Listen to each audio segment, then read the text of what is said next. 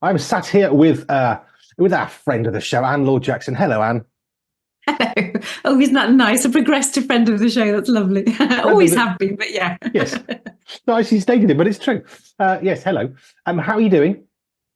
Yeah, really well, thank you. Really Good, well. good, good. This is a session that we do every single week where Anne Laure Jackson, who is a sensory specialist occupational therapist, comes along and helps us with our sensory needs. But I think frequently people will think, oh, it's a sensory need. Oh, that's ADHD. Oh, that's an 8-year-old child.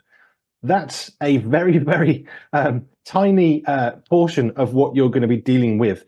Not obvious details, but what sort of people or problems and ages of people have you been dealing with in the last week? Oh yeah, good question. Right, okay. Every age, honestly, from some of the grandparents who are dealing with some of their own difficulties and even like some of their mobility issues, which isn't classically a pure sensory processing issue, but it does involve the senses. Those who are struggling visually to see things and how we need to make things clearer. That's their visual discrimination. It's not something that we would treat with a sensory integration therapy, but it is part of sensory processing and the strategies that we use and the way that we think to make life better.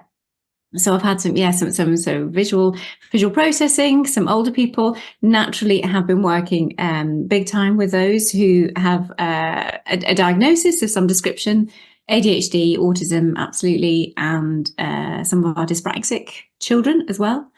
But one of the mums was reporting that she obviously was dealing with her own issues of having to cope with the noise in the household and how she needs to find her own space and time.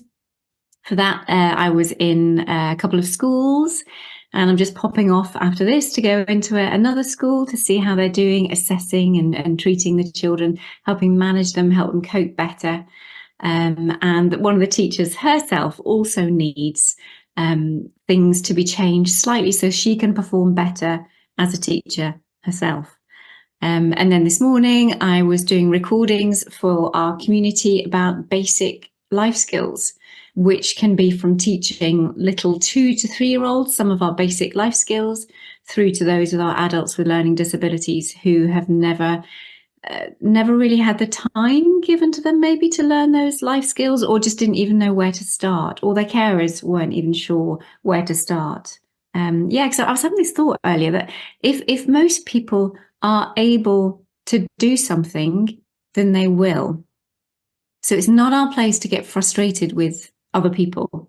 If we find that they are not doing something, let's take the pressure off them almost and say, okay, what do I need to do to be able to help them, to be able to support them to do something that they are obviously struggling with, whether that be because they've, just given up or whether they're frustrated or whether they've got angry or whatever.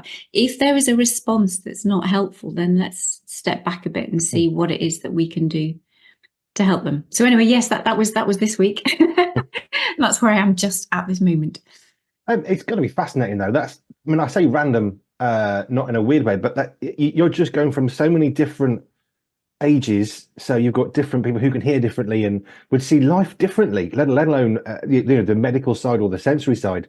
You've got somebody in their 70s who's going to have a completely different perspective on living against an 8-year-old or a 30-year-old mum with a 15-year-old. It's amazing, and that must be really interesting.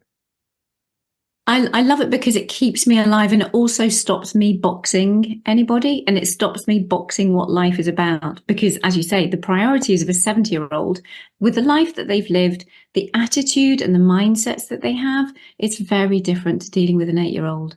So it's really lovely just to deal with humanity, just because we're humans, and acknowledging, trying to hear what is important for them and working out the best way that I can help to meet their needs. And it's not about what I think they should be able to do. It's about what they would like to do and how I can help them get to that point. Yeah, it's too easy, isn't it, to put someone in a box and say, right, that's it. We know what you are, therefore this is what you are, this is your problem, this is what you need to do. But we're all completely unique. And I remember our third child, Peter, who is, what is he? He's about 6 years younger than he's the next older brother. And he really struggled with certain things, not because he struggled with them, but because his older brothers, who were lovingly helpful, kept doing things for him if he wasn't doing it as quick as they could. And we had to go through this exercise of, no, stop helping him. I mean, it's lovely that you want to, but he needs to learn. And if you always do it because you're quicker, he won't learn to do those things. So it was never that he struggled. It's just he never had to bother to try. Yeah. Yeah, and that's it's a combination. That's where we start with that. That's the basics. Just give them an opportunity. If they don't get the opportunity, they're not going to learn. They're not going to learn through failing, which is a brilliant thing. I mean, failing isn't a failure. It is just an opportunity to learn how to do things differently and to improve on something. So, the quicker you fail, the quicker you learn. So it's kind of like just fail quick. That's lovely. One of the expressions that I love. You know, if you're gonna mess up, we'll do it quickly, learn from it, and then move on, and then you'll get more successful quicker. So that's kind of one of my life mottos is to fail quickly. So that's where we start. Just give people the opportunity. But then it was lovely to have the opportunity. One of the schools had asked me to actually say, can you break this down for us? We've got somebody who's struggling with their buttons. And again, it's like, if they can't do their buttons, then we literally have to teach them that step. And one of the things I love about the occupational therapy training that at least I went through, we call it activity analysis, where you break down every activity into its tiniest detail, because we need to find which point, at what step is somebody stuck. So if they are doing their buttons, what is it about their buttons? Where is it along the journey, along that whole process of just literally doing up a button?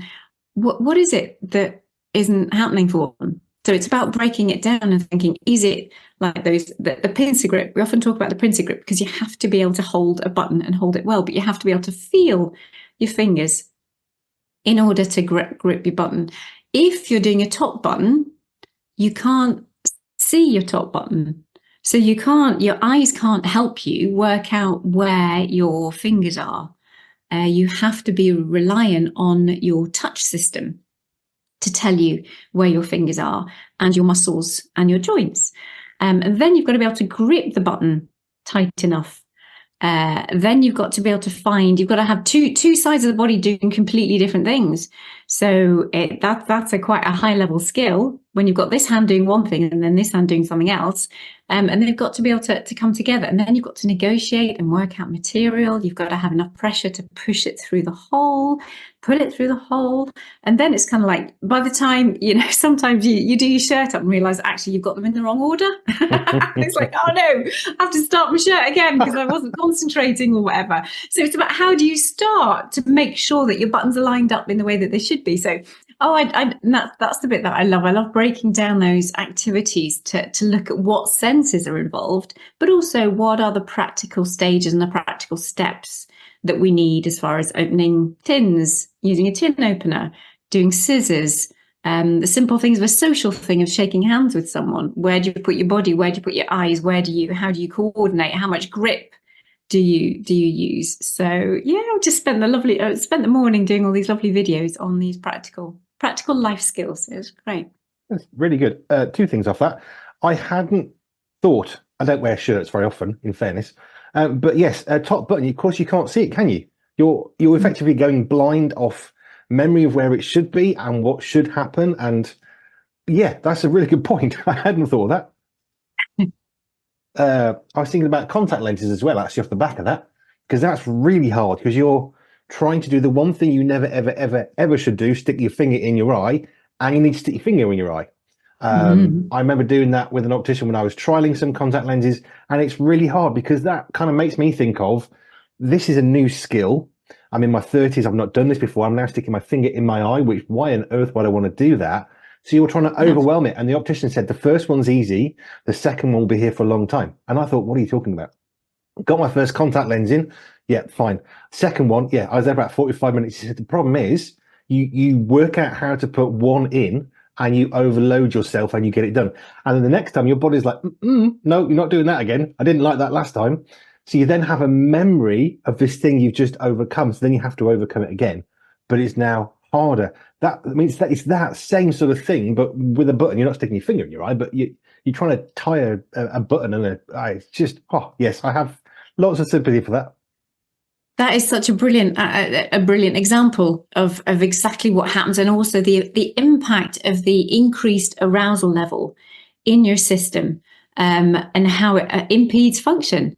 So you might be able to do something, the first time you kind of get over it enough, but by that point, your system has actually been flooded with a lot more neurochemicals, a lot more kind of like all of this other stuff that's going on. So it totally distorts the function to then be able to manage. You need to kind of like recalibrate and do the rest of it. And you need a lot of cognitive overriding at that point, as well as we could have, done some sensory strategies, but some real cognitive, which is your thinking brain to try and help you get over, no, I can do this. And this is what I have to do. And you slowly talk yourself through the stages of things that need to happen.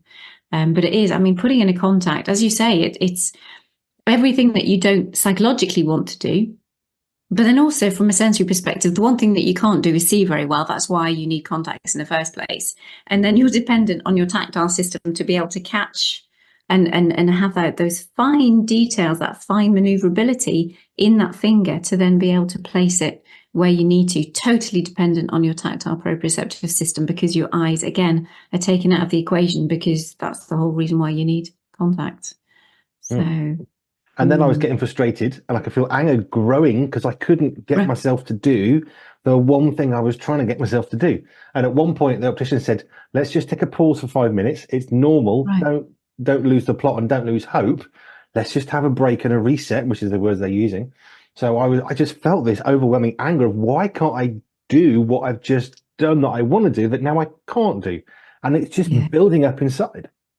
Yeah. That's absolutely massive. So it's a massive part of then being a therapist and helping, because that is the human reaction to virtually everything that is new, everything that we think we ought to be able to do. And that's why so many of my sensory people are, a big part of it is just like, look, this is totally understandable. Don't get more annoyed than you need to. Don't get annoyed with yourself, because it's not you yourself that has the issue here. Your brain isn't processing, and you getting frustrated or annoyed with yourself isn't going to help. You just need to love yourself, to know that we are going to improve. We will get your senses more integrated. There are ways through this, and it will be so much better for your brain to function when you are more at peace.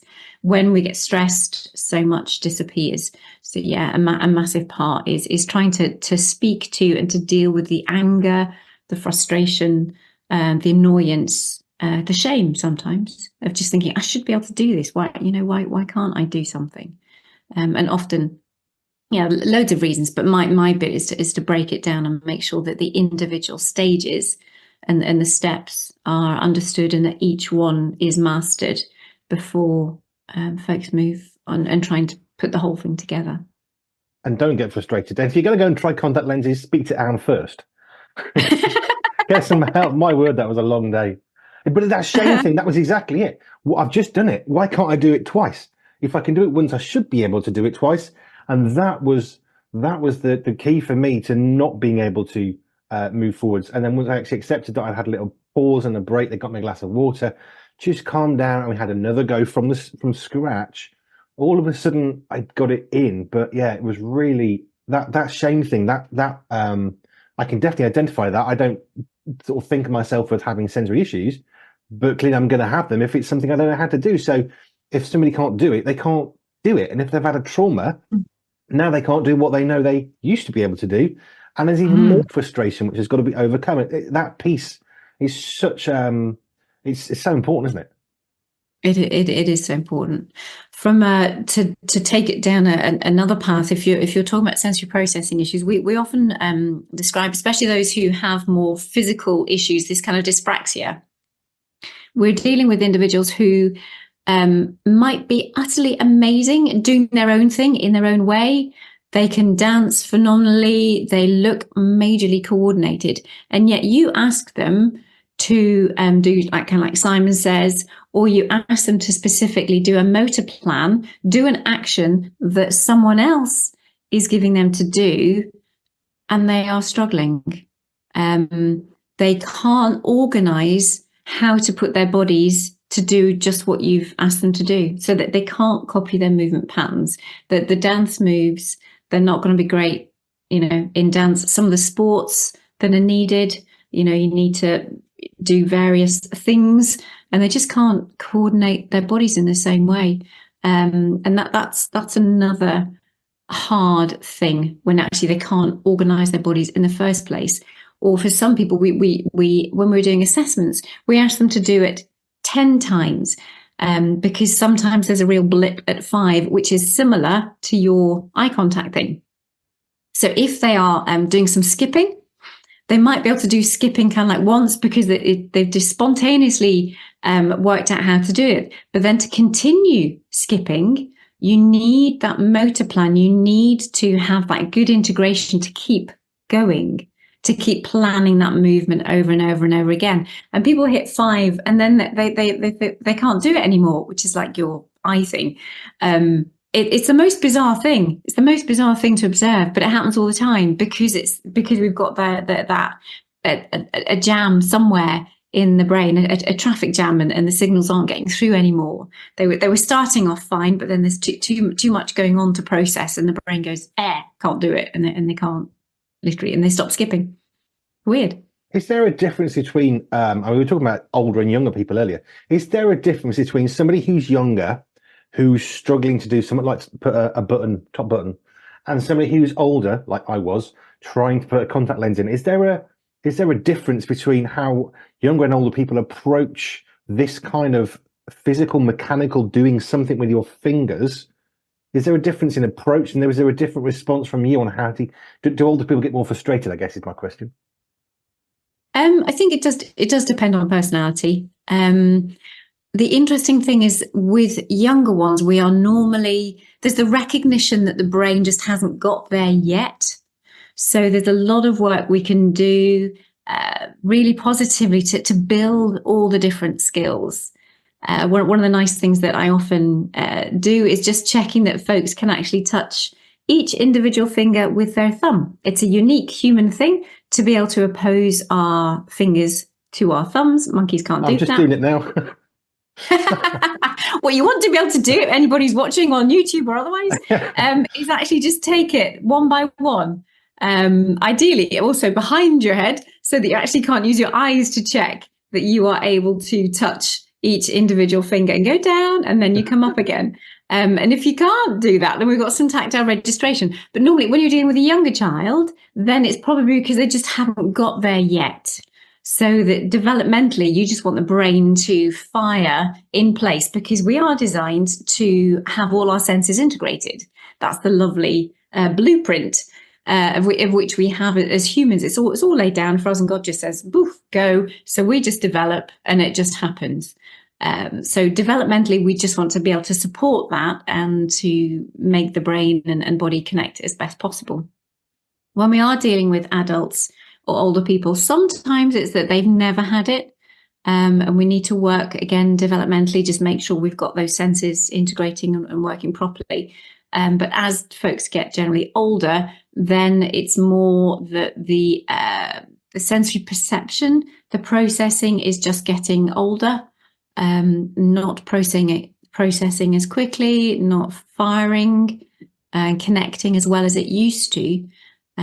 So it's coming from a slightly different place, but we still work to support those. But the actual attitude of either, I have 8-year-olds who are just utterly wiped out. They're exhausted by everything that they've tried to do for all the years, and often because they haven't been recognised, or people have called them stupid or lazy, or they're stubborn, or they're just annoying, and they've had all this negativity spoken over them. So some of them can be in a really bad place, just as much as some of our older people are feeling utterly defeated by life and the things that they have just struggled with, and are able to do less and less.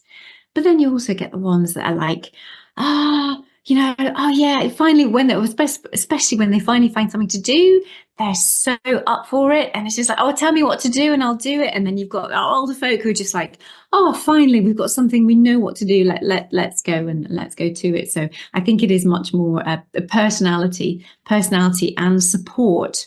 The support around the individuals is massive too. But that illustrates why it's so important, the words that we speak out, especially if we're any sort of vague position of authority. What we say is much more than just a bunch of words stuck together as a sentence, because now we're speaking into someone's life. So, for example, if you're speaking to children, one of the things I used to do when I was in ministry is I always sat down, because instantly I'm nearly 6 foot tall and they're 3 foot tall, and then that height difference alone means I'm now speaking in authority over this child, and I didn't want to do that. Sometimes that's helpful, and sometimes it's not. The work I did, certainly not.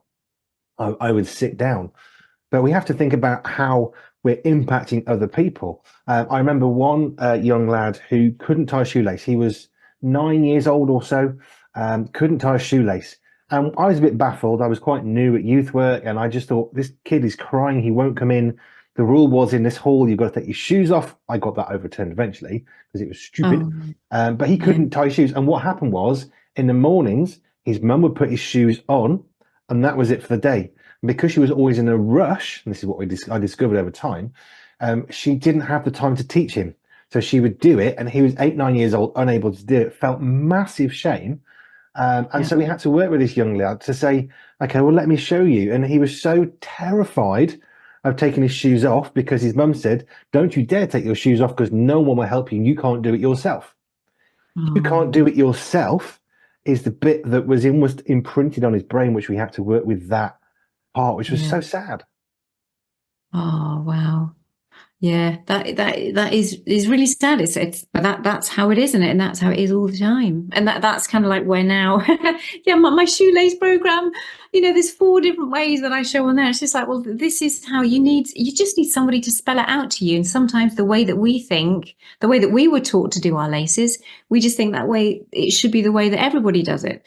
So there are loads of different ways to tie our shoelaces, and there's about 4 or 5 different ways that I show, and it's just, let's break it down.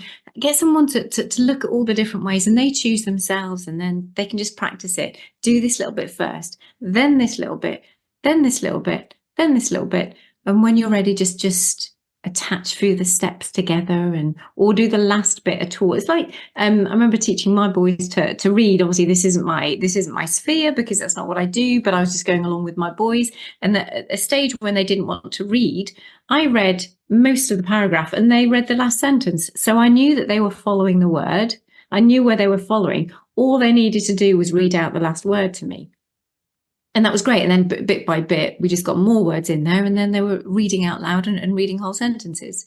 So it's a similar thing if you are doing your laces, that you just get them to do the last bit, the last pull, or whatever is the last stage, and then work it back and think, oh, what's the one before that? So they get used to doing and used to practicing putting those last stages together, and then it's the middle stages with the last stages, and then it's how you start the laces, and then the end. And it's those simple tips that not everybody thinks about. Some people will know it's complete, it's common sense for them, and they'll automatically be there, but not everybody has that automatic common sense. And I think we just need to spell it out for some people and trust that people won't get offended if we are being really simple about things. Yeah, but I think it comes again what I was saying a little while ago, that we've really got to be careful how we speak into people's lives, because we can cause so much damage by statements of fact that we make that maybe we didn't even intend to be a statement of fact. But if we're in any sort of position of authority, now it's got weight behind it, and we can really traumatize someone unintentionally or intentionally, perhaps, and cause damage. And then we've got issues later on in life that build because someone can't do the shoelaces. Now they can't do their shoes. They get really anxious. Now they're not going to go to a club or a group because they can't take. It's all that stuff, and it builds. And like you say, breaking it down into those little small pieces. At what stage of these 10 steps are you struggling? Okay, well, let's work on that one. And then when that one's growing in confidence, then the rest will follow. But the idea, I remember actually at school, we had to write an essay. How do you tie a gentleman's tie? Write it out descriptively. And it's one of the most difficult challenges I have ever done, to try and textualize what you do with the hole and the knot and the tie. And it's really hard when we actually try and break these things down, isn't it? Oh, that's amazing, because that's exactly what I was doing today. And so I'd written it for a school we were working with school a few weeks ago, and I just thought, it'd be easier for me also then have a video, so we've got it alongside each other. But it's literally what you did your essay, and that's so funny. But yeah, so what do you do, and where do you put it? And you're crossing your hands, and you're up and you're round, and then it's complicated. It really is really complicated how to put on, and then it's taking it off. In that case, it's one thing putting on a tie or doing your shoelaces up, but then you've got to undo them. It's like, how do we do those well?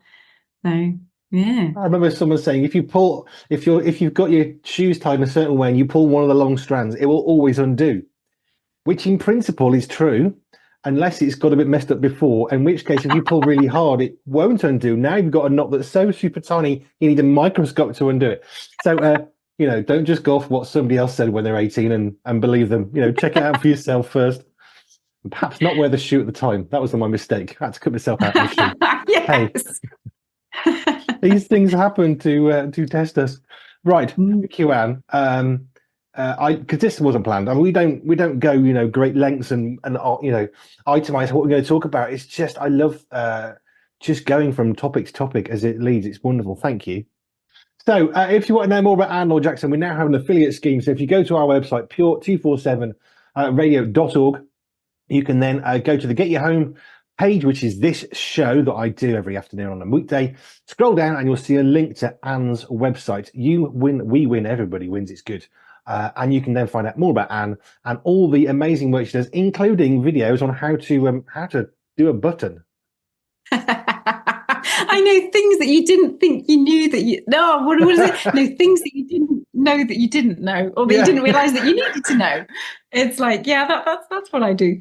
Cover the basics. But it's the basics that we don't necessarily know, and things can change. And with our thumbs, we've had some surgery and operation, and now our thumb isn't working as it used to do. And now what we do doesn't work. And why doesn't it work? Well, because your thumb is now at a slightly different angle, but it's just enough that you need to relearn something. Every day should be a learning day. It should. Do you know, I was even thinking some of the things like so much is like with that pincer grip, and yet we were it's just remarkable, the tiniest little details. What was this one about? I think this was I can't remember what it was now. But anyway, just the little differences. We think most of our fine motor is about pincer grip. We spend a lot of time doing pincer grip and then tripod grip when it comes to handwriting. But actually, there are so many different positions that we need to be able to put our thumb in. And as you say, any kind of surgery can knock that out. And all of a sudden, it's just like, I can't do that the way that I used to. And therefore, there might be a different way that we can think about to make life easier. Thank you. More later next week. If you've got any questions for Anne, if you're not quite sure why you need to press a tie dot button, that's a different problem. But if you want to know how, Anne is your lady. So get in touch with any questions or topics you want Anne to cover for you here on the Get Your Home show. You can just email us here at the station, hello@pure247radio.org, hello@pure247radio.org. Anne Laure Jackson, thank you kindly. Oh, it's great to see you. See you next time. Pure 24/7 Radio is listener supported, which means we are free, online and always pure because of the generous support of our listeners. If you would like to contribute financially, please visit pure247radio.org. If you'd like to find out how we use your money, please visit the Our Cost section. Any donation of any size will help keep us on air and broadcasting for free. Thank you.